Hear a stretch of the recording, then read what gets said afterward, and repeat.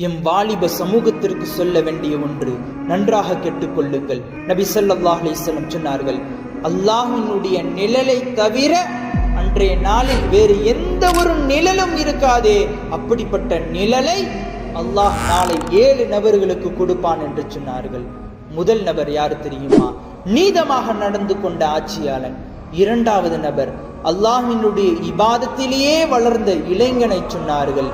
மூன்றாவது நபர் தனது உள்ளத்தை மஸ்ஜிதுகளுடன் பள்ளிவாசலுடன் தொடர்பு படுத்தி கொண்ட மனிதனை சொன்னார்கள்.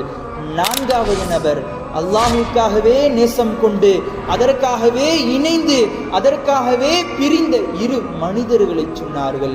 ஐந்தாவது நபர் அழகுள்ள ஒரு பெண் தன்னை தவறான விஷயத்திற்கு அழைத்த பொழுதும் ஒரு மனிதன் கூறுவான், நிச்சயமாக நான் அல்லாஹுக்கு பயப்படுகின்றேன் என்று கூறிய மனிதனை சொன்னார்கள்.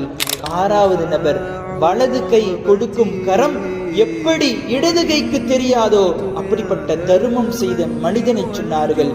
ஏழாவது மனிதன் தனித்திருந்து அல்லாஹ்வை நினைவு கூர்ந்து கண்ணீர் வடித்த மனிதனை சொன்னார்கள்.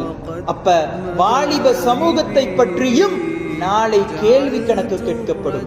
வாலிபத்தை நீ எப்படி கழித்தாய், வாலிபத்தில் நீ எப்படி பொருளை சேகரித்தாய், செலவழித்தாய் என்று பற்றிதான் நாளை கேள்வி கணக்கு கேட்கப்படும்.